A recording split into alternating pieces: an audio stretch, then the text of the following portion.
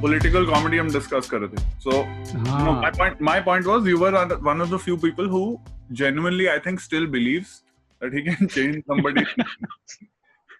Yeah, that belief is evaporating every day now. I'm just like, chhod abhi. I'm getting so disillusioned. I'm just like, because in terms of material right now with the news cycle, there's so much. Like, I think every comic can write a new hour with the kind of stuff that's happening. But now it's just like, I think we're reaching a space where we're like, is this worth anything? Like, मुझको कब थोड़ा pointless लगता है.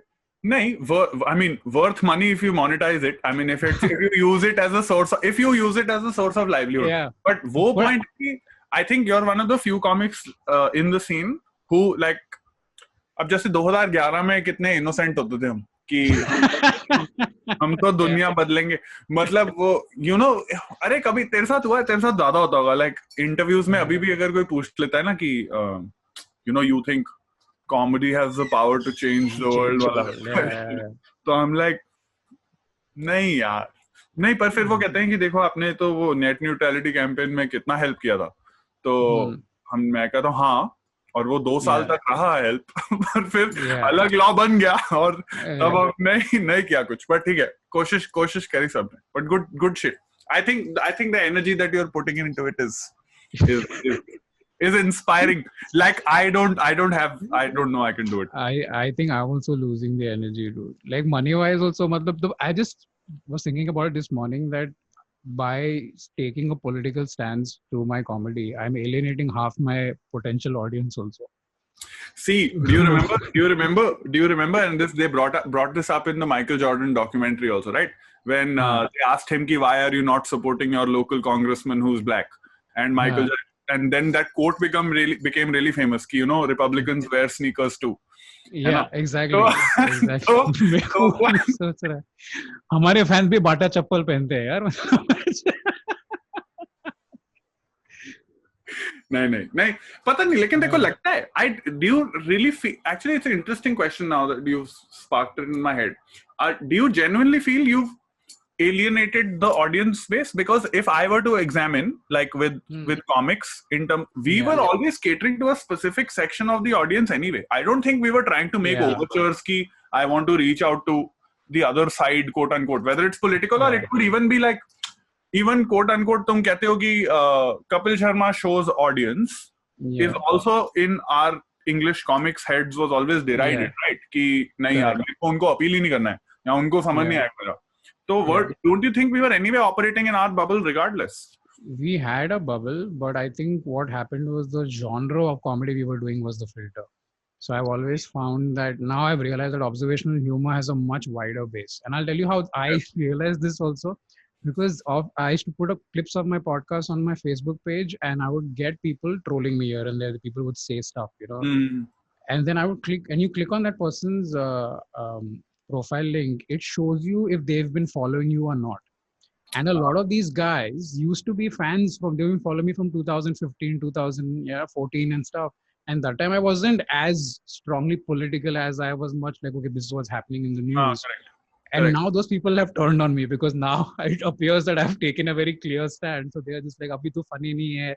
So I do feel that the minute you go down the path of politics or religion, and then depending on what the divide is in that market, you will lose out to a certain amount of people as fans, as opposed to you probably just doing something more easier for everybody to digest, like observation stuff or relationships and all of that stuff. So.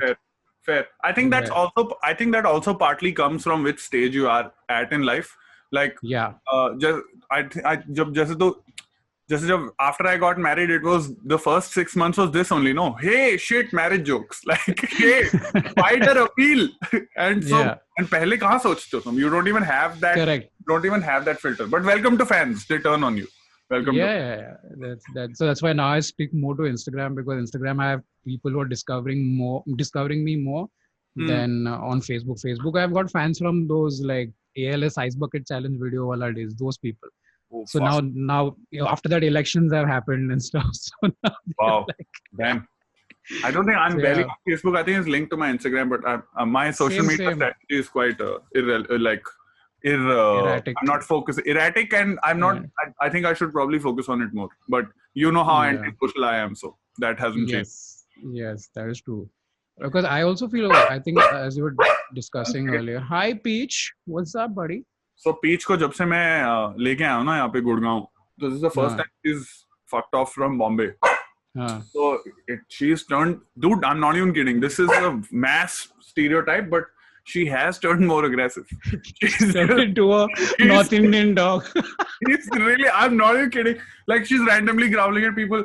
And I was like, it took her a couple of days, right, to adjust to the situation and all. But it's crazy. Now we keep making fun of her because of that only. We're like, wow. I'm pretty sure when she's barking at other dogs, like, tu janta hai mera baap kaun hai? Tu janta hai? I swear, dude. Oof. And itna ye hero banti hai. The building I'm in, there's a Saint Bernard on the top floor. It's amazing how she's like all barking all day. Wo samne aata gaand pad. Like, sorry, I didn't do anything. But sorry about Saint Bernards are the mountain. They are the mountain of. And hence they are in Gurgaon. Which makes perfect sense for them to be here.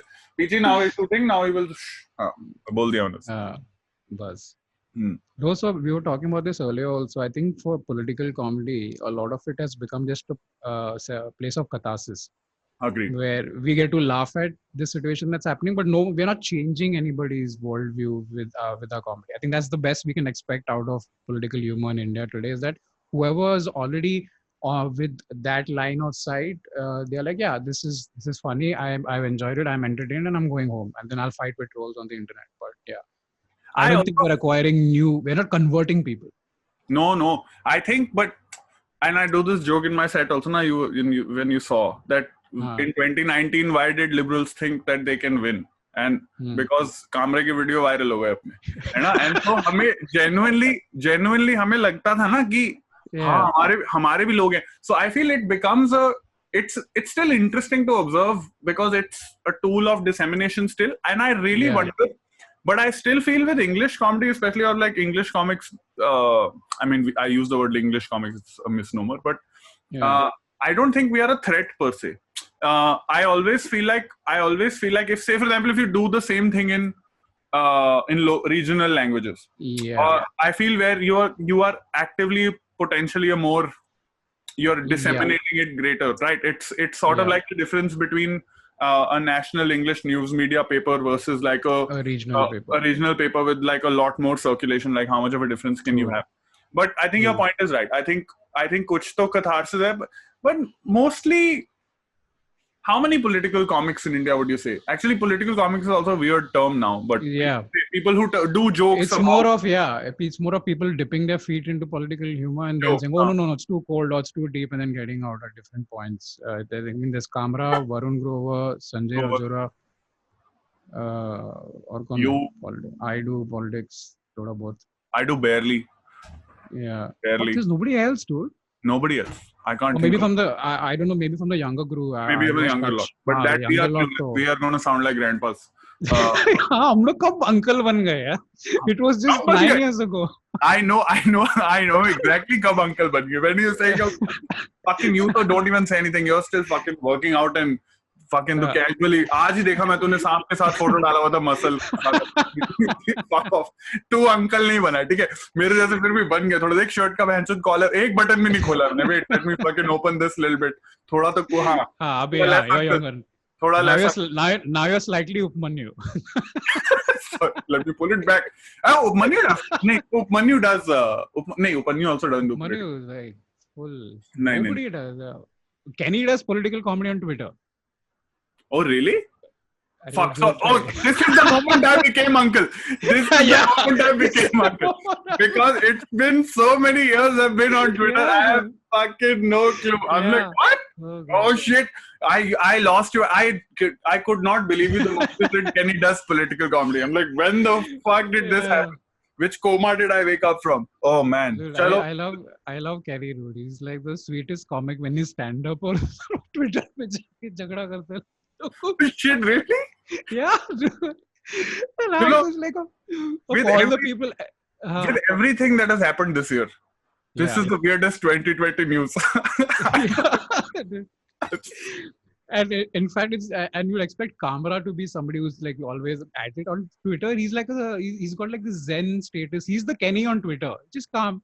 That's Because somebody trolls him, he shares. But Kamra's become quite zen now. I really enjoy Yeah. actually having a chat with him now because it's a totally different version and it's like a totally different person. It's nice. It's nice to see. It's very like जो catharsis और soothing effect चाहिए वो वहाँ से बड़ा आता है. अच्छी बात. Yeah. I think when you talk to less people also, you get into that kind of space where you're not. Yeah. Best thing I did, which also led to a lot of reduction in jokes, especially political jokes, is stop watching the news. It was the best mental balance, but lost a lot of jokes, pros and cons. I still troll the internet for news, and I only read the headlines unless it is something important. Then I'll do a deep dive. But TV news, no chance, because that's no longer news. That's only perspective. They're only giving you perspective 24/7, and there's no reporting happening. So मैं को भी news नहीं लेंगे. Chalo, good. I thought because somebody's fucking watching that news. But nobody I know seems to be watching that news. And those people are not coming to our shows. 100%. Well, not yet. Would you want them? Maybe not. No. पर उन लोग को भी saturation हुआ होगा ना comedy का. If you're watching Republic TV all the time, every single day, that's a lot of comedy specials you're consuming in one day. Fair. तो Dave Chappelle को 20 million दे के क्या फायदा? Republic क्या free to air है क्या? कि पैसे देना पड़ता? I think it's free to air. I'm not mistaken. I'm not sure because can't compete with free comedy specials. Yeah, free comedy specials. Crazy. Sorry. Anyway, so I was very keen to get you on. We haven't caught up in a while, and also I wanted to do a nice deep dive episode with somebody on pro wrestling, or as my dad used to call it, why are these grown men in their underwear pretending to fight? Absolutely. Hey man, it is the ultimate soap opera. Say what you want. I swear, dude. The best fucking soap opera. तुम लोग bold and beautiful dynasty ये सब छोड़ो तुम्हें असली fucking soap opera देखना तुम pro wrestling देखो. Yeah, oh god, dude, bold and beautiful, dynasty, Santa Barbara. These are the three. Matlab, in those days, that's how you learned about relationships. I have a question. Have you watched the updated Dynasty on Netflix? They have rebooted Dynasty. I hope you know that. No. You don't know this. This is the problem. Everyone's fucking watching Indian matchmaking. No, bro. तो पुराना the problem. Bold and the Beautiful का क्या हुआ था? वही character अभी भी चल रहा है. इन्होंने वो भी है. But new Dynasty, gotta watch it. Bold and Beautiful का crazy है. Like Brooke's daughters now have become her, and they're all. Basically, I think in that entire Forrester Spencer family, किसी ने Tinder download नहीं किया है. सब लोग cousins, half brother, half sister. Insert Parsi comedian joke from 2011. वो वाला scene. Yeah. So some people grew up to Bold and Beautiful and Dynasty, Santa Barbara, and then a bunch of us grew up on the ultimate soap opera, which is WWF. Back in the day when it was F. Yeah, and then became WWE. So when did you start watching? I started watching. So I'll tell you how I know about it. See, I grew up in Ludhiana, right? So next to Ludhiana is this town / village called Alamgir. Okay, it has one of Punjab's most सबसे पुराना अखाड़ा. तो होता क्या था कि वहाँ पे stories बड़ी सुनने को मिलती थी. That this Pahalwan has done this Pahalwan has done that, and then obviously after that. It was also at that particular point in time we weren't winning like a shit ton of medals, but at least within the state, being a Pahalwan meant something. There was a lot of legacy. तो वो क्या होता था एक level पे वो news सुनती थी. दूसरा तुम घर पे like I think I must be 4 or 5 for the first time. I actually got an action figure before I realized who that person was. So I used to collect a lot of G.I. Joes, and my cousin came from the States once and he got like a Hulk Hogan figure. And I'm like, who the fuck is this guy? This guy's amazing. Goddamn Hulk. Like, uska articulating muscles वगैरह रहता था तो back in the day. तो बहुत cool था. So then my cousin essentially like hooked me onto this shit. And then once you get into that, that's a drug, dude. Like you were following all of that shit. We knew everything about everybody's backstory. And think about, but I often think about this question a lot. Because now I have this habit of rewatching a lot of old wrestling. Okay, on Facebook, all these videos and all the videos, and even otherwise like a nice nostalgia kick. back in the day, we didn't have access to any of this internet shit, right? So you could like make up whatever the fuck you wanted about all of these guys. And I think we discovered pro wrestling also through pay-per-views before Raw became a thing. 100%. I started watching WWF towards the end of the Hulkamania era. Ah, nice. So when Hulk Hogan was just about fading out and Bret Hart was becoming the star. So that's whatever. Do you remember watching any of the movies which Hulk Hogan used to be in back in the day? Because I remember specifically there was a movie called Mr. Nanny. Okay. Which I used to think is Mr. Nanny. I think it turned out to be Mr. Nanny, but we were in Punjab, so fucking like that, okay? If I remember correctly. And that had Hulk Hogan as one of the actors. So I remember it being like the most ultimate crossover going, oh shit, this dude is in a fucking film, and then Giant Gonzalez was in a movie. So, and I must be around like 8 or 9 or some shit like that. So it was right when what you're talking about, right? End of the Hulkamania era, entering into Bret Hart sort of like a situation. But that was also a time when he used to do a lot of films, and through some fluke, तब वो laser disc रहता था ना life में, तब DVD था नहीं, तो उसके हमारे लोकल वीडियो स्टोर पे लेजर डिस्क आती थी. And because wrestling was such a big deal back then, that was the one LD that you never got. So it became almost like mythical. Oh my god, like that's a Hulk Hogan movie. So it was a really nice. Now it's so common. John Cena आ गया इस picture में, Rock Baywatch कर रहा है. Back then it felt like, oh shit, like this dude is amazing. Like for me, the weirdest thing with Hulk Hogan was I was a big Hogan fan when I started. He was like the first guy I really liked. And we used to collect postcards before Trump cards. There were postcards. Yeah. Like, and I would buy them from the shop, and they would be like 25 paise or 50 paise. Remember, fuck, we used to spend money in paise. Now we are uncle. Now uncle. अशरफियों में खरीदते थे हम, अशरफियों में fucking Yoda Akbar currency we're using and shit. Yeah. And then I would collect these postcards of all these wrestlers, and then my dad wanted to pull my legs. He'd be like, aren't you supposed to mail these to somebody? And I was just like, what? He's like, yeah, there's an address at the back. You have to write something. I'm like, no, these are mine. He's like, no, that's not how it works. That's not how postcards work. Yeah. But when you were growing up, like around you with friends and shit, was it like a big part of the culture growing up in terms of in the local community? Oh yeah, we postcards, and then it merch. In terms of merch, we only had access to postcards, and then trump cards. And trump card, matlab, then everybody, that was the thing we all used to play. And I remember the first one we had was like 50 players or 25 players, I don't remember.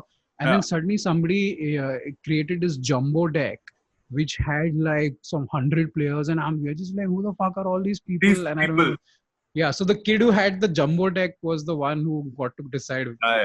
वो bat था उसका. No, agreed.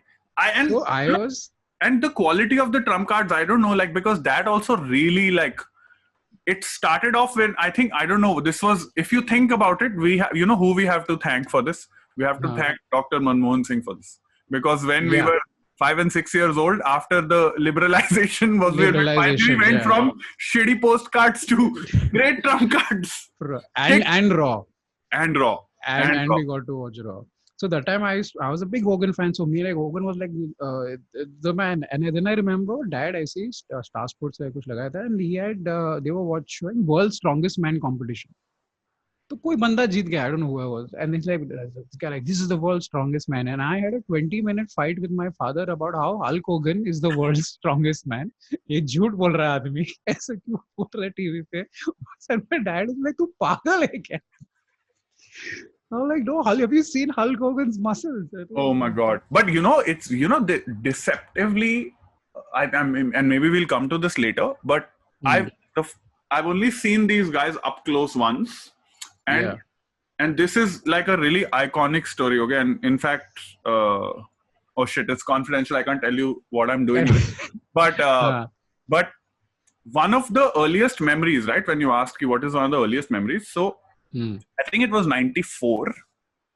I'll double check the news reports. So WWF came to India, okay, for the first time, or for at least for me, it was the first time. Yeah. And so Ultimate Warrior, Kamala, Crush, these some of the old guys. They had come to Ludhiana also. They were supposed to have a wrestling exhibition, and then they were going to other cities like they always do. Right. This is a true story, okay? And I saw this firsthand. In Ludhiana at that time, there used to be only 2 3-star hotels, which were the fanciest hotels. Okay, one was called Grewal's and one was called Batras. Okay, now all of this WWE crew has shown up, and I was like 8 or 9. Now I had, because my cousins and my like mom and all of that, they had gotten front row tickets for me. So I was, fuck yeah, okay, gonna finally watch this shit. The local Akhada guys, right, including the Alamgir guys, who I was mentioning, these guys got put up in Grewal's and Batras. Okay. These guys got pissed off कि एक तो ये साले fake wrestler, ठीक है, हमारे को यहाँ पे कोई खाना नहीं मिलता, हमें दूध पे सब्सिडी नहीं है, तुम इनको ग्रेवाल और बत्रा में रख रहे हो. And that time we went to the fight day, okay? It was in Guru Nanak Stadium. It's one of the biggest stadiums in Ludhiana, and lots of events happen there. I remember specifically, I was in the front row. Fight was going on. Crush और Kamala का fight था. The Akhada guys stormed the ring. What? You don't know this. This is a hidden WWE treasure. Beat the shit out of the guys. Beat the shit out of the guys. First 5 minutes, no Dan. Everybody was like, क्या story है? They were struggling like, क्या crossover? क्या crossover? Like, क्या fuck है? यही तो होता है wrestling. असली soap opera यही तो है. Then we fuck है. Everybody realized कि bro इनको तो नहीं बुलाया था किसने? पीछे बाहर ले जाओ. उसको please बाहर ले जाओ. So that's when we realized that this is not part of the show. Yeah. And true story, and nobody has written about this in Ultimate Warrior's legacy and shit like that, okay? And obviously the event got curtailed, and there were officials and the people showed up and then said ki listen, we will do one last fight, and you know, and उन्होंने पंजाबी में बात करी कि तुसी इतना ना दिखाओ India दी शान and all of that. 2 days Ultimate Warrior, and there used to be one like fancy hotel in Ludhiana called CMC, okay? Christian Medical College I think it's called. CMC के अंदर Ultimate Warrior 2 दिन तक पड़ा रहा था stitches लगा के, ठीक है? Not just him, but one of the other 2 guys. Dude, they fucked off after that. Now, I remember when I grew up, I remember like asking my family, I was like, was I just making that shit up in my head, or did this really happen? They're like, no, it really happened. It was a big fucking deal. It's not, nobody talks about, okay? And that was the first time this, जो हमने दिमाग में बढ़ाए हुए थे ना, जैसे तूने बोला कि Hulk Hogan world strongest man, जब तुम्हारा आइडल तुम्हारे सामने ऐसे कोलैप्स हुआ ना, तो पेल दिया उन्होंने कि एडमैन तुम कौन हो American.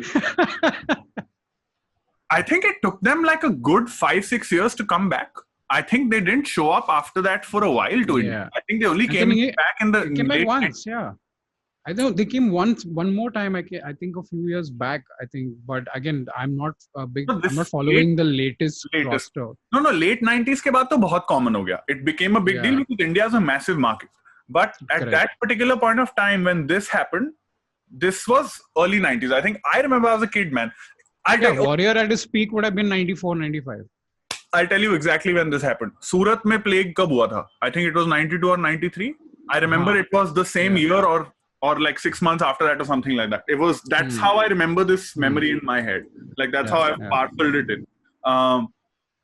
But iconic and fucking weird because your part of you is like, yaar, I've been waiting to see this shit for fucking donkey's years, and 2 fights के बाद आके अखाड़े वालों ने पेल दिया.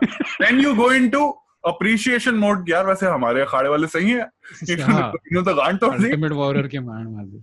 But I think also at that time, the reason why this belief with all of us kids was so strong was because they enforced kayfabe really well. Like that, they never broke it. They were so clear.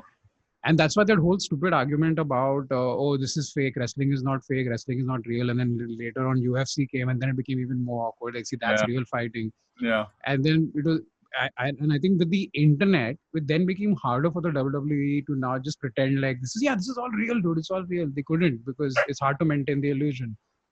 And for me, I think what I really enjoy right now is reading up on the inside new stuff, all the inside gossip of how pro wrestling works, and then connecting it back to this is what the real Montreal. It took me so long to understand the Montreal screw job. I'm just like, I'm like, हाँ वो belt लेके क्यों जाएगा लेकिन मतलब. You want to explain to the audience what Montreal screw job is in 1 minute? So all the younger kids who are watching now, the Montreal screw job was the moment that defined and also rather turned the tide of the WWF and led and then created the Attitude Era.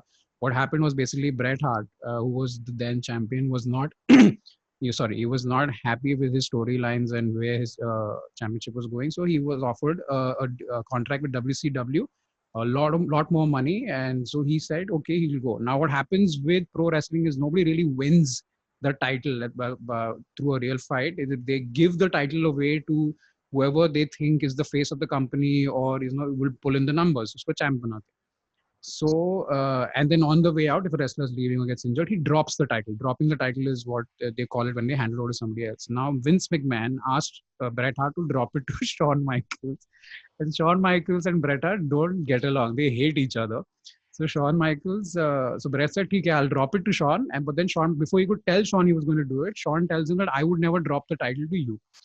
तो Bret Hart ने बोला कि गांड मारा तो अभी मैं भी तेरे को नहीं देगा. So he refused to drop the title in his final match for WWF, which means if he had not dropped the title and won that match, that was happening in Canada, he would then go to the WCW with the WWF title as champion, technically, in the pro wrestling world.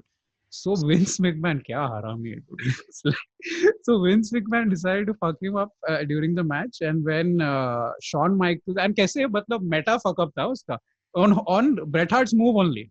So Shawn Michaels applies the sharpshooter on Bret Hart, and Vince forces the referee to say he submitted and tapped out and gave the title to Shawn, and this was not the plan. And then Bret was furious, started kicking the ring ropes, and then started just yelling shit out. And then many years later, we found out what actually happened backstage. So the usual ritual after a wrestling matches, both wrestlers meet backstage and they say, thank you for giving me a good match, because both need to make each other look good in the ring. It can't be one person doing everything. So backstage, what happened here was Shawn pretended to met Bret and said, no, I didn't know this was going to happen. I'm really sorry, blah, blah, blah. And then Vince came in and Bret told Vince, I'm going to take a shower. When I come back out, if you are still there, I'm going to knock you out. तो वो गया स्नान करने के लिए, पूरा लिरिल विरिल लगाया everything, and then he comes out in his towel. Vince McMahon is still there, and then Bret Hart doesn't say anything else and just knocks him out cold.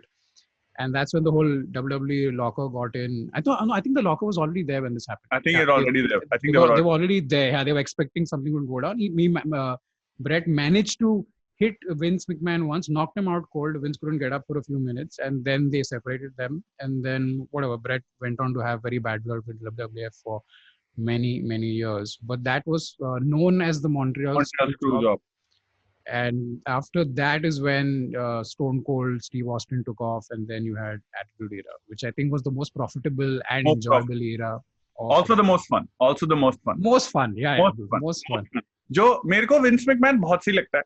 मेरे को जेन्युइनली तेरे को थोड़ा वो रेसलिंग का अमित शाह वाइब्स नहीं आता है कि उसको सब पता है उसे. रेसलिंग का कोई कंपेटिटर आया, इसे खरीद लो, ये थोड़ा बढ़ रहा है, इसको मरवा दो. वो वाला vibe. He's the ultimate shark, dude. Did you watch WCW while it was around? Yeah, I saw it. Okay, and I'll tell you, I only saw it because of Goldberg. Because I was like, ये कौन है, right? Yeah. Who is this dude? जो 3 second में fight खत्म हो जाती है. Right? And वो मैंने, I'm very ashamed to admit कि मैंने एक बारी वो ट्राई भी किया दिवाली पे, कि मैं भी देखता हूँ अनार. मैं क्या एक नहीं कि अनार से वो आग के अंदर से निकलता था ना 10 अनार. His entry basically, his entry. So like मैं ट्राई करता हूँ और वो मैंने अनार लगा और 3 सेकंड बाद like fuck this, ये क्या है. तो ये मेरे को थोड़ा रिस्पेक्ट आया Goldberg. But I still think Goldberg had one of the best entries, from like entrances, from the whole locker room and the music. I think him, Undertaker, two best entrances. Two best. Stone Cold. But तेरे को अच्छा लगता था लेकिन WCW, did you enjoy it? I didn't like WCW as much because barring the Goldberg storyline, they messed up every other storyline. I wasn't a fan of NWO. I preferred DX. DX was more vibrant. Agreed. And then for me, what really bothered me about WCW is because for all their matches, people would throw stuff in the ring. Yeah. हाँ, toilet paper, glasses, and I'm just like, bro, ये wrestling है, इधर college canteen में झगड़ा नहीं हो रहा है. थोड़ा respect दे different दो यार. crowd, different crowd. I saw, if you see the match between Goldberg and Hollywood Hogan, as he's called over there, he wins the WCW championship and people are throwing shit right now. I'm just like, kya hai? Even So, the yeah, it ring was very felt different smaller. vibe. Even the ring felt smaller. It Everything- was smaller. It was, I don't know, it just felt like कि lighting नहीं है arena में किसी में. It just felt like dimmer. And It all felt the like a grunge comedy club, na? Like, हाँ, मतलब exactly, it felt like low budget comedy club. हाँ. and सारे जितने भी मतलब पुराने वो रेजर रेमॉन बुढ़ा हो गया, अब क्या करूं, रिटायरमेंट के लिए चलो इसको यहाँ डाल दो, तो केविन नैश भी आजा, चल तू भी आ जा यार यहाँ पे. So it never... WCW, at that time WCW became to WWF what Major League Soccer is to European football. Okay, one final run, let's go there, make more money. Let's go. Agreed. And it was never, I don't know, it was never a lot of fun. Even their video games sucked. Even the WWF video games were better at that particular point in time, I remember. But I don't know, I was never a fan of WCW, so actually I was not surprised. I was not surprised that Vince McMahon ne kharida. But for I think the Monday Night Wars lasted a year or year and a half. At that time, in terms of ratings, they were getting their asses kicked. I think largely because of Goldberg. Then they had the NWO and all of those guys. But DX saved the Attitude Era saved them, no? Because WWF also, besides good wrestlers, they also have good writers. They got people like Bruce Pritchard and all these guys. It's not just Vince. And WCW had Eric Bischoff and who's that other guy? Turner? I forgot. Ted Turner owned it. Ted Turner. He was also pretty. Was he doing creative? I have no idea. मैंने WCW honestly इतना follow नहीं किया. I think I remember reading somewhere that Ted Turner also got involved in some storyline, something I don't know. But they basically just didn't have the gas to go the distance. So eventually, Vince bought WCW. But Attitude Era. तेरी favorite story WWE की WWF की तेरी favorite storyline क्या है? कुछ off the top of your head तेरे को सबसे मजेदार क्या याद है? Oh, the entire DX and whoever they had a beef with, all their storylines were hilarious. Whoever, whether it was The Rock, whether it was Stone Cold, and then Stone Cold Vince. That continues back and forth of him hosing them with beer, then beating Vince up in the hospital. Like, they used to go all out. At that time, they used to go all out. He got hit with the bedpan. So, Attitude Era में lot of, then the Rock Stone Cold storylines were great. तेरे को तूने कितने लोगों को life में ऐसे जाके सर्किट बोला होगा? I think मेरा तो 100+ तो आराम से रहेगा. Teachers who used to piss us off when all the minute their backs were turned, three of us would get up. Dude, पहले तो पता भी नहीं था, okay? At that time, I was just like, हाँ 1 2 3 kid एकदम वो साला X Pac बन गया जाके, ठीक है? Fucking aspirational character कि ये हड्डी बन सकता है तो साला मैं भी बन सकता हूँ. People are only inroad into wrestling कि हाँ ये कर सकता है तो मेरे को क्या प्रॉब्लम. बट उसके कारण जो रैंडम लोगों ने इंडिया में ऐसे सर्किट खाया है उस लड़के के साथ. People who don't watch pro wrestling and they're like, क्या हो रहा है? Exactly. They'll be like, what is it?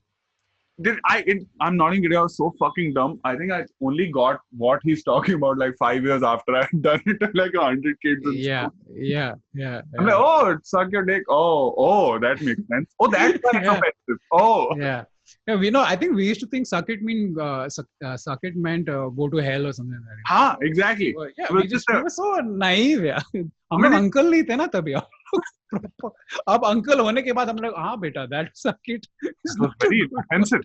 Has it happened to you sometimes when you were a kid, your parents would tell you don't say this particular word or don't do this particular action because it's improper, but they couldn't tell you what it exactly meant. I think that was that was them having this moment where they realized कि हाँ अभी हमको पता है क्या है, so we're like please don't say it. I will tell you an exact, very specific memory I have of this.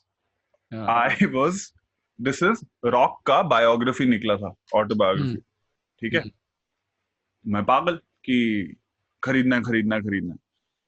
Now, so I went with my mom.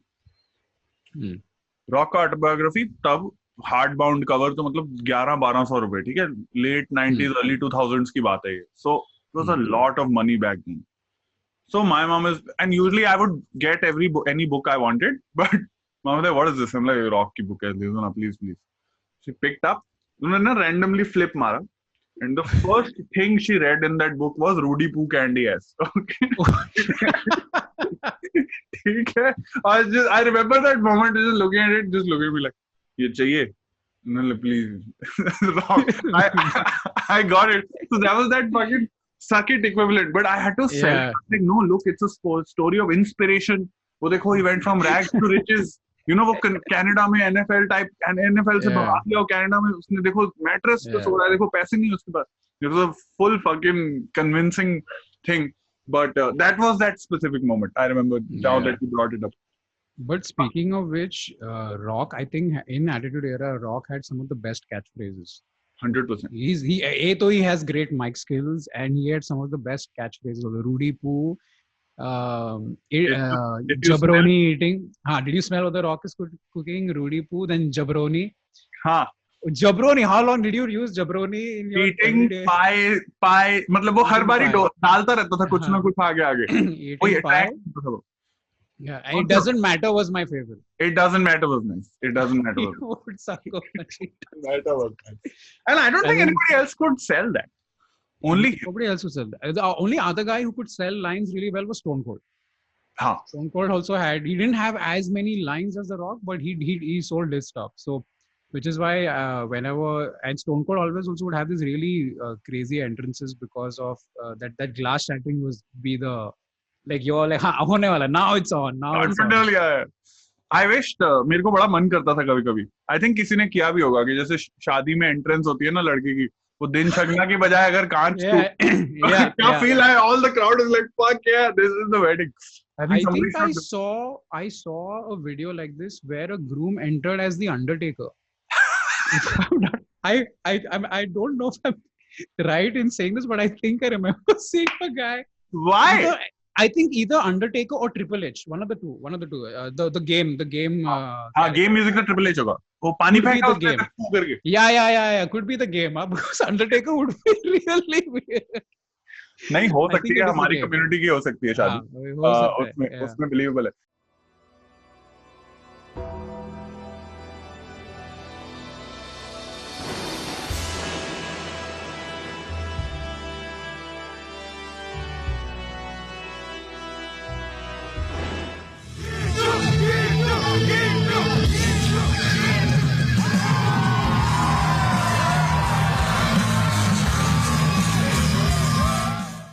नहीं देख, you know this Undertaker तूने मेरे को याद दिलाया. I was just अभी retire हुआ ना, so I was just watching that documentary on the WWE network, and apparently, and it's the most fucking fun part है ना, वो वाला part जिसमें for the people who've not seen it, that the other wrestlers had a bet amongst them कि who will make this fucker laugh who will make him break character. Imagine, yaar, it's such a trip. Like you're trying to fucking this guy who's pretending to be like I'm a dead man.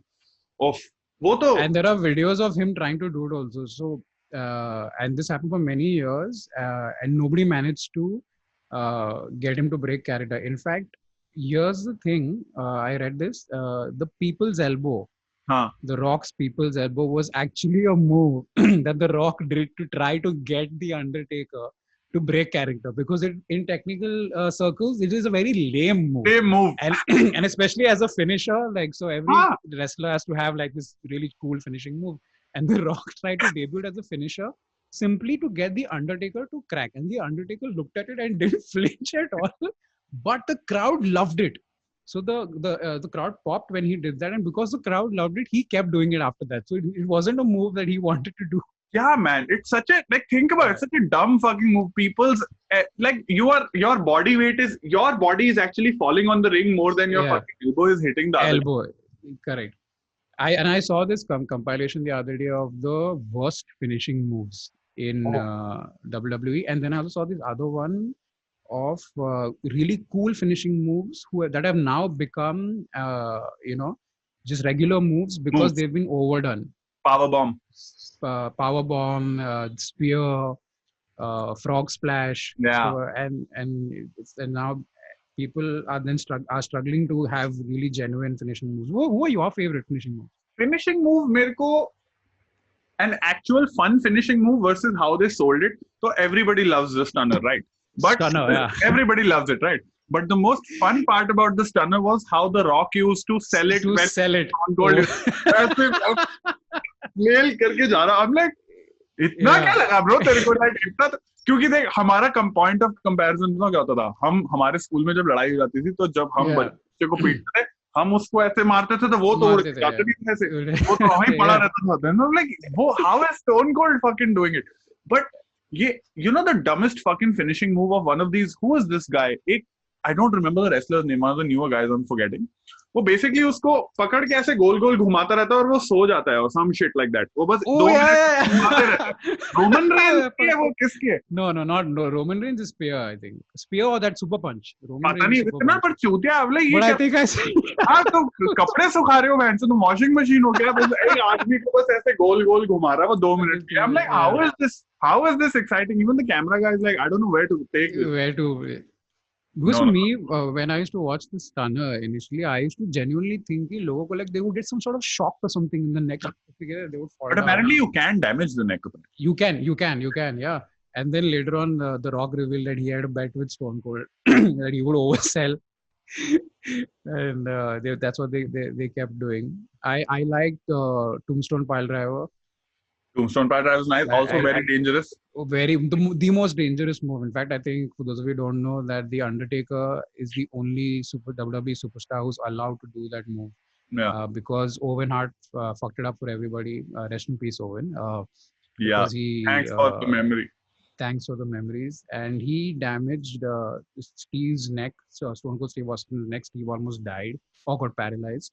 But it's such a weird thing, like through many dark moments in WWE history, a lot of good things have happened. So with the Montreal Screwjob, if you were a Bret fan, you were like, oh, okay, then Attitude Era happened. When Owen dropped Austin on his neck, because now his neck was injured, he couldn't be a technical wrestler like he used to be. So if you watch wrestling Stone Cold before the accident and after the accident, he became more of a brawler. And that's when he brought out that Stone Cold character much better. So yeah, but then we lost Owen also. Yeah. Owen ke baad what good thing were you saying has come out of that? Better safety protocol? I assume they would. Yeah. I think that after that is when they barred the move completely. I don't think anybody did pile drivers after that, except The Undertaker. but एक कौन सा, I don't know if you remember, because बड़ा मजेदार होता था as a kid to watch जब Rikishi अपनी गांड लगा देता था दूसरे आदमी के मुंह पे. I don't know what the move is called, but Samoan something, I don't know everything. Samoan drop? No, Samoan drop was जब stink face ना, पता नहीं, हाँ ऐसी कुछ, मतलब ऐसी कुछ था यार. हाँ, मतलब they tried to give it a fancy name, but it was basically ये ले इस आदमी की टट्टी खा दो अपने मुंह के ऊपर. Very like popcorn. Like this thing. And there were some wrestlers who have done shoots where they have said that it used to fucking smell really bad. It was 100%, man. How can it not? Holy fuck. That even Yokozuna used to do that bonsai drop, and apparently even then a lot of guys who were on the receiving end of they like that place did smell nice. Yeah, man. Plus how heavy that fucking guy was is crazy. Yeah. I really remember. याद है वो Yokozuna वाला SummerSlam जब competition रखा था इन्होंने कि इसको कौन slam करे. Lex Luger, when Lex Luger, my God, it was such US propaganda the way he arrived in that helicopter and he slammed him. Have you seen Lex Luger today? नहीं. What does he look like? उसको नहीं देखा मैं. Hang on, one sec. You've not. Please do it right now. Let me fucking Google that shit. Google Lex Luger today. Today? Yeah. Just say current photo or whatever. What the fuck? Yeah. What the fuck? Dude, this is. Oh my God. So. इससे क्या हुआ? He was taking a lot of steroids and ultimately took a toll on his body. Clearly, and then he couldn't. He felt very, very sick. Couldn't work out anymore. He was in a wheelchair for a while. I think he's still in a wheelchair. Ooh. And now he works with the WWE as a consultant for steroids and body enhancing. But actually, that's the one good thing that's also happened in the current era. Like जो हम साला वो Scott Steiner और Big Papa Pump बन गया वो साला इतना पहाड़ी से किस कर रहा है मसल को. मतलब everybody is looking at it going, really motherfucker, you didn't take steroids. Now at least it's more natural where the bodies are not some obscene fucking And Lex Luger also was almost like an obscene kind of body in terms of for his time, yes. For his time, yes. But if Lex Luger today would not have been considered that no. bulky, because today a lot of, like, you look at Bobby Lashley, Brock Lesnar in his prime. Brock Lesnar doesn't have traps there. He has mountains. Fucking. Yeah, but Brock Lesnar also in general is a freak of nature, kind of like. He's not a regular dude who has blown up like Scott Steiner ka before and after. Dikhana zara audience ko. Scott Steiner or Big Papa Pump. Like, fucking look at what he looks like. It's the after opposite. The government. After the government crackdown on steroid use, a lot of wrestlers dropped muscle. Even Triple H. Triple H was Triple H B, but also they were saying that it genuinely caused a lot of like mental health issues for a lot of these athletes that grew up, right? So, apna ye Diamond Dallas Page, Chris Benoit ka bhi same Chris problem. Benoit. He killed his family. He killed his family and then committed suicide. I think they are also attributing that to all the chair shots he got in his head. Yeah. So there is a very dark side to the business, and yes, I know there are some people who are going to comment going, Vince is not exactly the best boss, and yes, John Oliver has already covered that in great detail. So we'll leave that there. We just want to talk about how much fun it was for us, but there were plenty of we lost a lot of wrestlers early. I was at Mr. Perfect. Mr. Perfect was great, dude. I was at the 30th anniversary of WrestleMania in New Orleans. So I went to cover it for 10 Sports. That is, I got so much galis from fucking 13-year-old kids. Like, "Tu kaun hai? Tu kyun cover kar raha hai? Tere ko dekha nahi kabhi ring mein." "Haan, main actually wrestler thodi." But the day, so that was like a dream come true kind of situation. Tell us about that. So I'll tell you what the story I'm talking about, because you mentioned like wrestlers passing away, right? So that is the Hall of Fame where Ultimate Warrior got into the Hall of Fame. Remember? Yeah. And I remember, so I was flying out the day after. So super excited. Fuck, Ultimate Warrior. And that, by the way, that entire WrestleMania, awesome. I've never seen a better produced show. Like a show, because I know you will appreciate the production of it. Dude, jo wo Mercedes Superdome mein, oh, by the way, I'll tell you one or two fun stories before I go into that. So WrestleMania 30, if you remember, starting May, because it's 30th anniversary, in the beginning of WrestleMania, it was The Rock, Hulk Hogan, and Stone Cold together in the ring at the same time, right? Yeah. So mentally, I was like, Bhagwan utha le, ho gaya bas. तीनों को एक time पे रेख लिया ring में और क्या चाहिए? Except fucking Hulk Hogan, because of how old he is. I think that arena is called Mercedes Superdome or something, or Mercedes Silverdome. That's one of the. Hulk Hogan, being old, fucked up and called it something else. I think usne Superdome ko Silverdome. Whole crowd, okay, this fucking stadium of 30,000 people laughing his ass off. Stone Cold takes the mic and going, "You old motherfucker, you don't even know the name of the 30th anniversary." Because obviously it's a celebration. They had to rescue it, So pura claps. This was at WrestleMania, if you remember, Undertaker ki streak khatam hui thi. Yeah. Right? So that dude, I kept thinking, because हमने बहुत छोटे level पे production किया है, obviously. Comedy club level production किया, but I was very curious कि जब Undertaker आता है और जब अंधेरा होता है, तो what are the moving parts? Who are the people running around? Where is the crew going? Fucking flawless, dude. I didn't see one dude. I did not see one dude running around Titantron के नीचे ये वो. And जब वो light जाती है उस moment में, as an audience also, तुम्हारी genuinely गांड फटती है कि डोंग, like क्या हुआ, कौन आ रहा है, like the gong, ना? Dude, and that gong, and immediately, because such a big moment, it's fucking 30,000 camera lights, right? Phone ka camera lights. It's up beam. Old people's fucking Coldplay concert. So, wo wala vibe immediately. But after that Hall of Fame ceremony, because USA India flight aane mein 2 din lag gaye, first fucking headline I read when my phone was on, Ultimate Warrior passes away. Remember? Because 2 days after. He died a couple of days after, And everybody was saying ki it was meant to be and shit like that. That finally, at least they sort of broke the ice and, they broke that deal. Crazy. Yeah. For people who were not following the storylines back then, Ultimate Warrior has had a very rocky relationship with the WWF. Some say he was a bit of a hard nut to crack backstage, so he didn't get along with the rest of the roster. He was squashing a lot of matches. You wanted a lot of squash matches. So squash matches are basically where a wrestler refuses to sell another wrestler's moves to appear stronger than he is. So he would just squash anybody. If you're a Triple H fan, check out Ultimate Warrior versus Triple H. This is when he was under Horse Helmsley, and Ultimate Warrior squashed him, and he refused. The funniest part was Triple H gave him the pedigree, but Warrior didn't sell it. He just got up. He made it look so bad. And but then that's the kind of guy he was also, apparently. Yeah, his character was, because he started as a tag team, no? Him and this guy, Sting.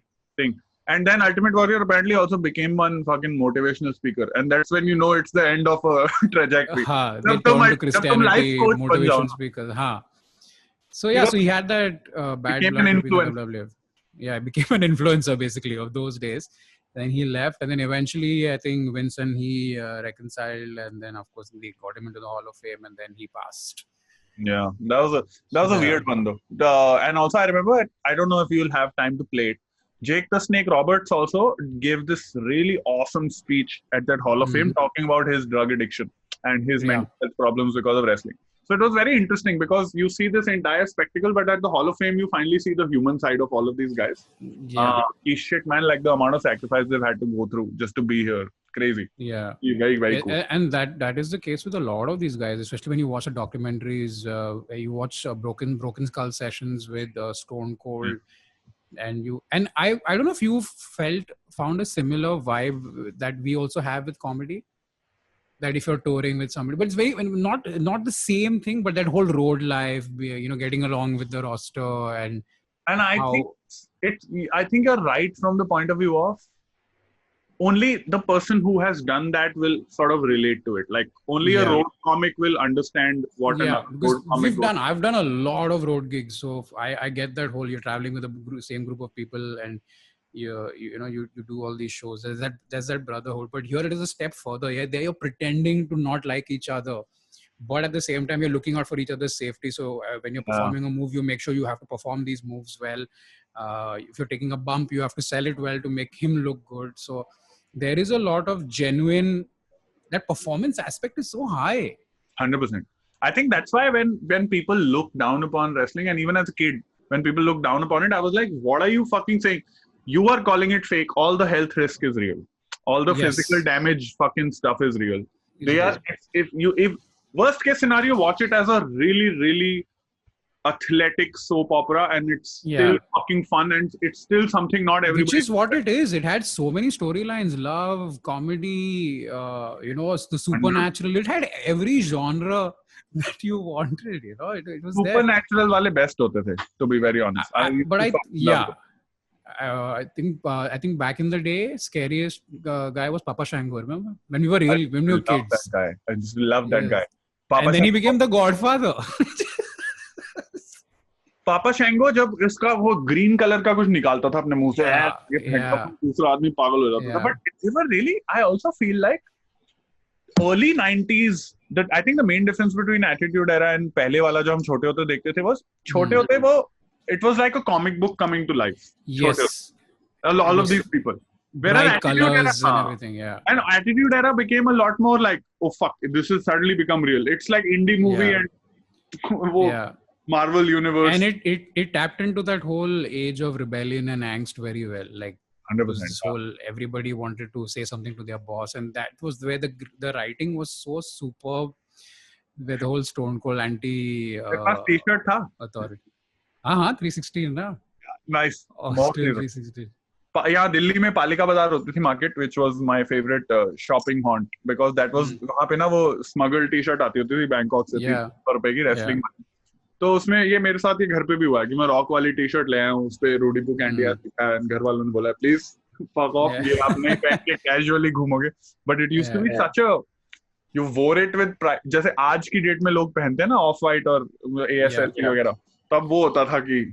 But we also used to get these, we used to get these really tackily done WWF t-shirts where the print would be one square, a rectangle and WWF logo. And I remember I had a very lame Bret Hart or Yokozuna wala t-shirt.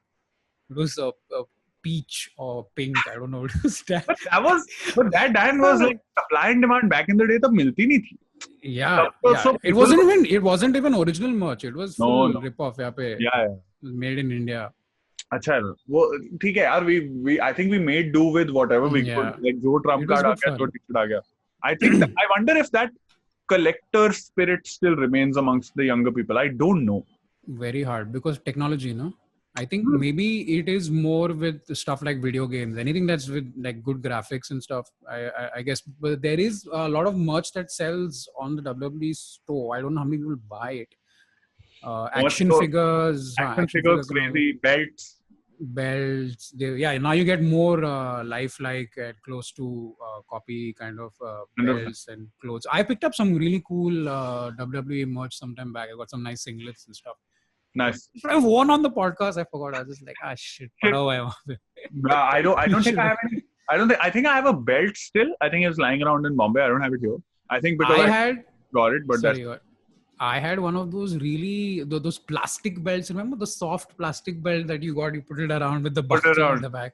I had that, and I wanted to wear it to go to church.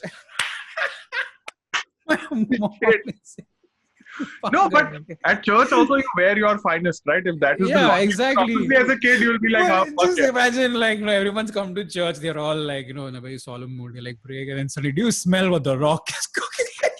No. What will you be? 316 batane ka na? 316. Yeah, 316. Walking with the belt, and everybody's saying, peace with you, peace with you. You're just stunning everybody. No, Jesus. It was a lot of, I don't know. I think we had that moment where we went from that innocence wala stage in the early 90s to the attitude. Yeah. I'm really curious how wrestling culture has evolved. You know what, Dan? Actually, this is out of nowhere. I just suddenly remembered. Mick Foley, because you will enjoy this. Yeah. I was in Toronto once, and Mick Foley was doing a show at Yuck Yucks. Okay, the comedy club. And I was like, holy shit, like Mick Foley is doing stand-up. I need to watch this. For those of you who don't know, sorry. For those of you who don't know, this Mick Foley, after he retired, became a stand-up comic, and he just goes around the country telling really cool wrestling stories. Yeah, and it's one of the most fun fucking shows I've ever been in, right? Because say comedy club में ना एक expectation हो जाता है कि मैंने पैसे दिए कि चल तू भाई अब हंसा एक थोड़ा वो वाला. This was like essentially like a massive meet and greet. Where he is just telling really fun stories, and it's all. And I remember it was one of the few places in Canada where I was the only brown guy. It was very strange. So Toronto, but it was just these guys, like these buff type of dudes, and just looking at me like, so where are you from? I'm like, I'm from Bombay. I just came here for. But it's that instant connection, right? That oh shit, you guys used to watch him there as kids, and you're like, yeah, man, we used to fucking get the same thing. क्योंकि उन्हें तो पता भी नहीं है ना कि उनको लगता है वो अपने बबल में है कि यहाँ पे रेसलिंग क्या होगा. Some of the most happy fun shows, and he uses all of that shit. Like कोई अगर उसको left side से heckle करेगा तो उसका कान नहीं आता, चलता नहीं. तो पूरा use कर रहा है. What are you talking about? Like it's damn cool. Full अपना अच्छा autograph वगैरह था, बड़ा मजा आया था. I really hope like that shit happens here. It's a lot of fun.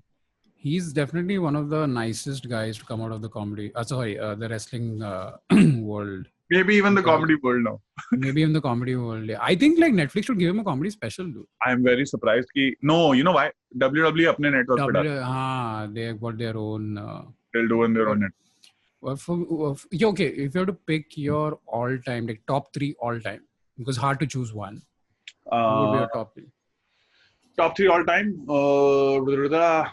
I will go with the Rock one. I think it was just by far the most entertaining. And I think I was right at that moment.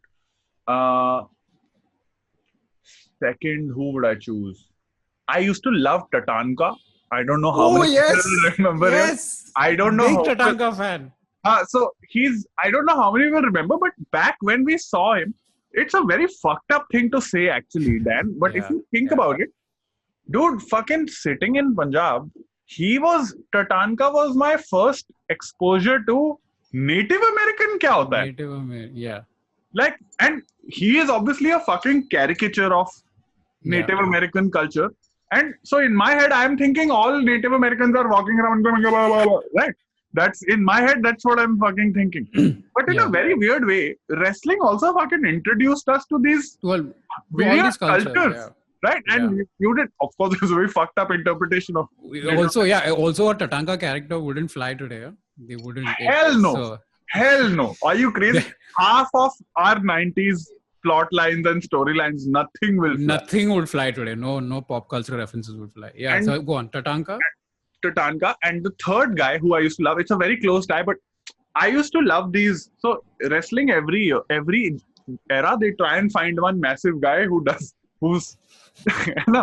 तो जैसे अभी खली कोशिश किया, उससे पहले Big Show से पहले Andre the Giant. I used to love this guy. Giant Gonzalez also. Right? So Giant Gonzalez, I'll tell you why specifically I love. And Giant Gonzalez also, let's show people a picture. When I saw him, I thought as a kid, holy fuck, this guy is ripped. 4 years. Okay. Because our TV is stuck. Na? Manchos high definition TV थोड़ी है. 50 सा TV है. Yeah. 4 साल 5 साल बाद में देखूं मैं कहा ये तो सूट पहना हुआ है. सूट पे कट्स बना हुआ है. So he was the laziest wrestler in the world. And he was so everyone bad. else is working out. He's like, yeah, 1 second, I'll just put this on. And again, that same crossover which happened with Hulk Hogan, no? The same crossover, I remember specifically. हमें Baywatch allowed नहीं होता था, obviously छोटे होते देखना. पर एक Baywatch episode आया था where David Hasselhoff and Giant Gonzalez was featuring in the episode. He's just this one dude at the beach. I don't fucking remember the storylines but it was the first time I'm like, this is a sucky wrestler, but I get what they're trying to do. बस एक बड़ा आदमी है and ये थप्पड़ मारेगा तो तुम मुड़ जाना, ठीक है? Every fucking 3 years they try and get one guy like that. But you still love Giant Gonzalez. So for totally different reasons these are, I think these are like nostalgia में मैं ये सब देख लेता हूँ. And obviously Stone Cold and all are still legendary, right? They're still fun. But I'll tell you one controversial opinion. I don't know if you agree or disagree. I'm very curious. I don't like John Cena. Yeah. I don't have a problem with John Cena, but if somebody had to tell me they don't like John Cena, I'd be like, yeah, I get why. As a character, I feel he had a Superman problem. Yeah. कोई भी flaw नहीं है. सब कुछ ही सही है. And then John Cena, for those who don't know, आप Instagram पे John Cena का account है, ठीक है? Yeah. He's got the best Instagram account. ठीक है? No. देख Dan, तो hand on your heart.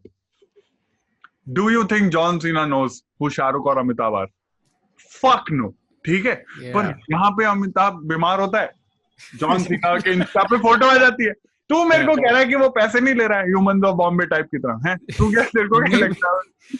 Maybe यार, who knows? Maybe उसको भी पेमेंट नहीं मिला है काफी महीने से. We heard Vince McMahon is not a good boss. So look, John Cena, amazing human being. Okay, world record holder for Make-A-Wish Foundation. He has fulfilled the most number of wish. Just as I'm talking as a character. As a character, the character of John Cena, I think I'll tell you what, it was John Cena spearheaded the ruthless aggression era, which is the one that came after we kind of dropped off. For us, Attitude Era was our run. Then we like, chalo, hum log ghar ja rahe abhi. Kaun hai Daniel Bryan? Like, fuck off.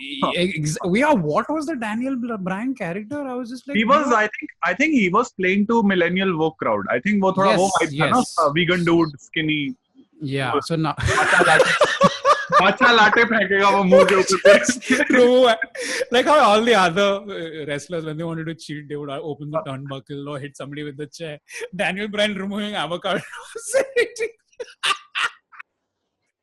मैं Insta पे complain करेगा. And it would be so hilarious to watch Daniel Bryan hitting a wrestler with an avocado and the wrestler selling the move. Selling the move. Go on stretcher. Oh, I'm allergic to butter. Oh, yeah. Garlic. Yeah. But I think, so for us, I think it didn't up that whole ruthless aggression era. For me, there was a decline. That was when I was like, okay, abhi mujhe aur nahi dekhna. So I think he appealed to a lot of these younger kids who liked bright colors and they were getting into rap. He tapped into the whole rap hip hop thing. So I think if you grew up on Attitude Era, it's hard to find wrestlers you like from this lot. From this lot, yeah. But I think Ruthless Aggression, Brock Lesnar, I enjoyed. And whenever Goldberg came, a little bit. What did you think about this? Okay. I'll tell you one more thing, and I want your opinion on this. I'm very curious. What do you think about this move? कि हर 3 साल बाद market capture करने के लिए एक Indian origin वाले को champion बना देते Yeah, they're just playing the diversity card. That last guy was Jinder Mahal, na? Jinder Mahal. Well, and they dropped him also now. हाँ, because he sucked, man. He sucked. He was really bad. एक तो नाम बदलो तुम, ठीक है? तुम मतलब रेस्टोरेंट थोड़ी हो टोरंटो का. Yeah, what is Jinder Mahal? ये सब tandoori chicken. So, but I think also from a, I think what they are doing is from a business perspective. Okay, WWE is not doing well business wise. Their stocks have been on the. Fuck, you have WWE stock? No, I don't have WWE. Oh stock, shit! I thought this was going to be awesome. Huh? No. Then I only would go there and be like, "तू छोड़, मैं 2-3 joke मारूंगा, मैं comedy character." मैं Jake the Snake बनूंगा मैं. Daniel with Snake. Jake the Snake. I can enter. The Goan Cobra, whatever you want, मैं बनेगा मेरा stock का पैसा वापस कर. But apparently, yeah, so they're not doing well. And I think with a lot of pop culture also, whether it's movies or sitcoms or whatever, they're tapping into the diversity pool. So, yeah, I mean, they can't get a Priyanka Chopra. So, they've got Jinder I mean, they got Donald Trump. I will not be surprised. एक minute, diversity card में तेरे को लगता है post-COVID Chinese champion बनेगा क्या कभी? क्या लगता है? नहीं ना. वो आएगा तो villain, and I will not be surprised if they call him also coronavirus or something, COVID something. Actually, this is a genius move. If they get him as a villain, yeah, get some Chinese character as a villain. Oh fuck it! Oh yeah, shit, yeah. Man, we need to be writing. Yeah, because even woke people will be like, yeah, let's sit this one out, huh? No, they'll be like, we get it. Woke people will like, we understand. It's okay. We will not outrage you. We'll let you have this one. Fuck. But it's true. I'm not going to name the guy, but I have a friend who was in the WWE Academy. Okay. So at any point, they have, and it's actually you will find out. It's very easy to reverse Google who this person would be, but anyway. Yeah. He was one of the 3-4 people at the academy, because at the academy they always have 3-4 Indians on the standby.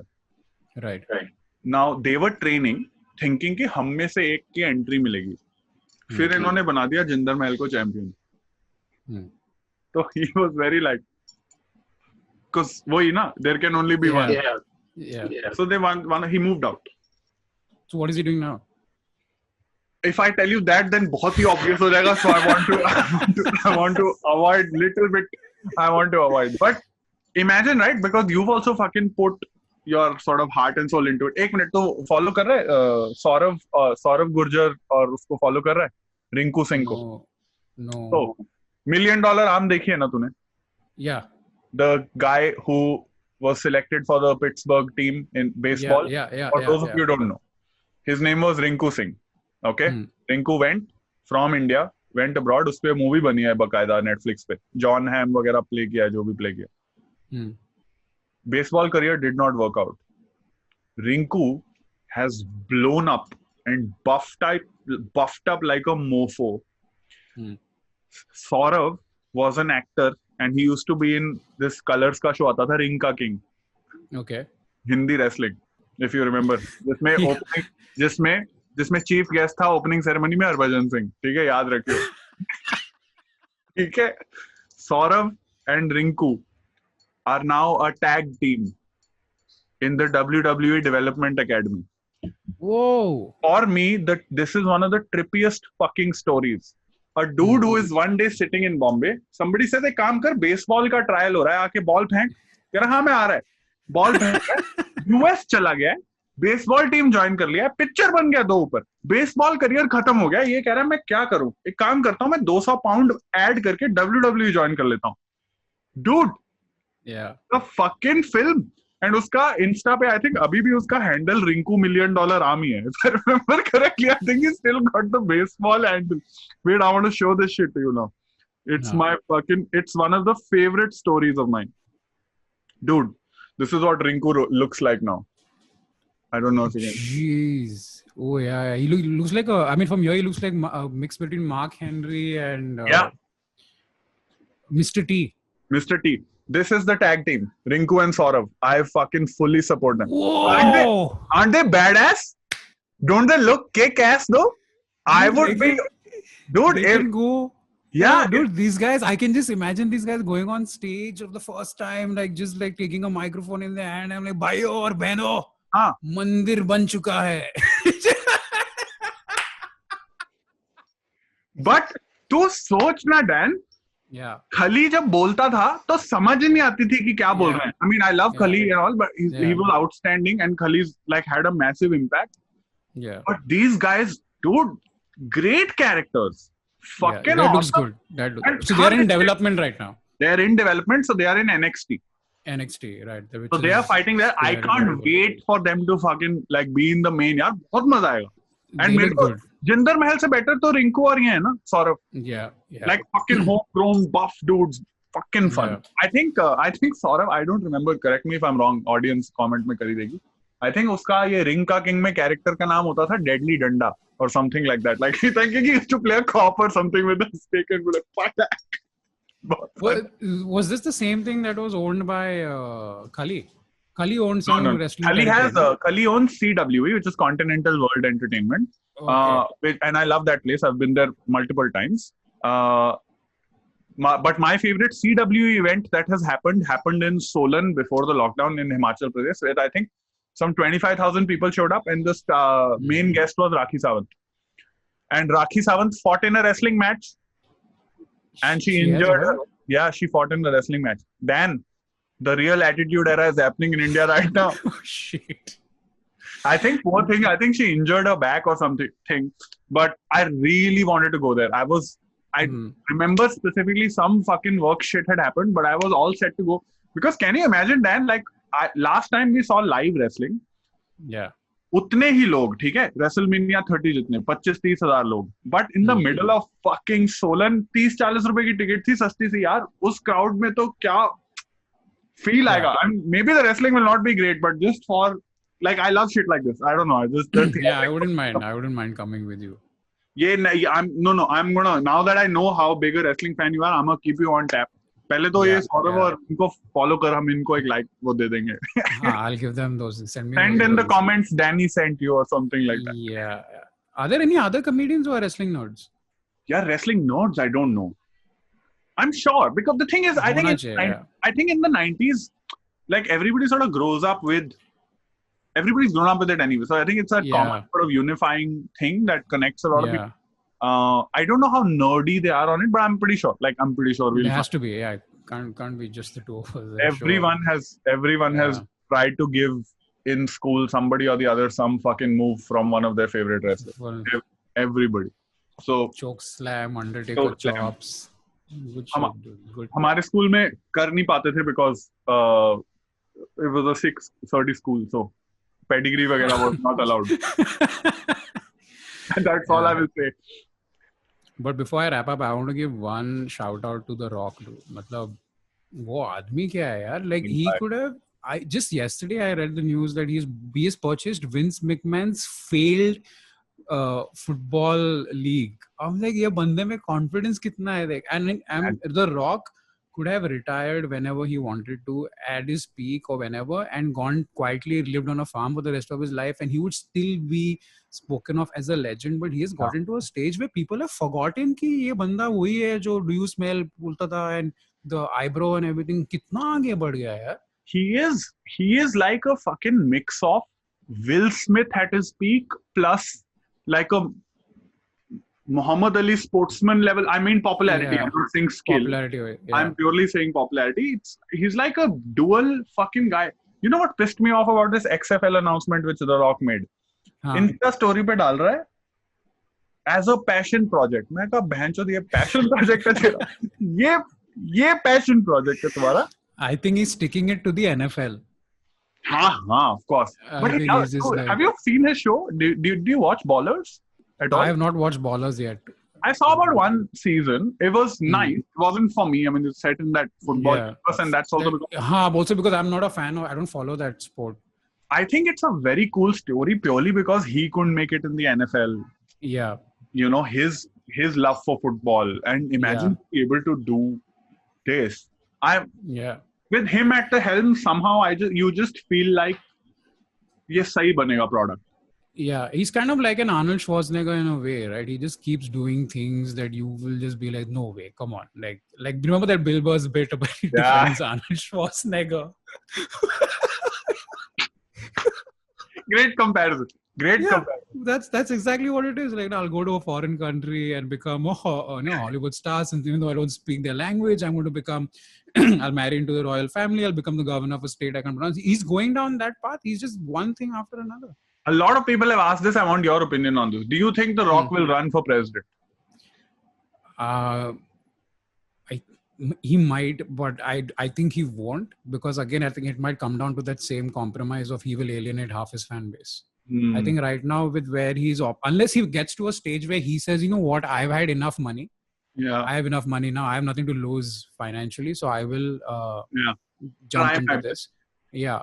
So I think, see, at the end of the day, it comes down to the bottom line. So I think right now, The Rock will always play the nice guy. Even if you notice during BLM and a lot of other things that have happened, whenever he has said something, he's like sort of dancing on the fringes. He'll say, "Ki ye mujhe theek nahi laga," whatever it is. Because again, like I said, he has to sell movie tickets. So I think for as long as The Rock is making movies, he will stay away from politics. That's a valid point. I have a feeling he's one, but I feel if he does run, he won't be a fuck call candidate. Like, I feel like he'll be a very strong. Yeah, he'll be a very strong candidate. He won't be like a Kanye West saying, "I want to run for president." He will legit. I mean, maybe he may not. If he runs, he may not join a particular party. Maybe he'll run as an independent. We don't know. But I think somebody needs to do a sketch with like him at the UN or something.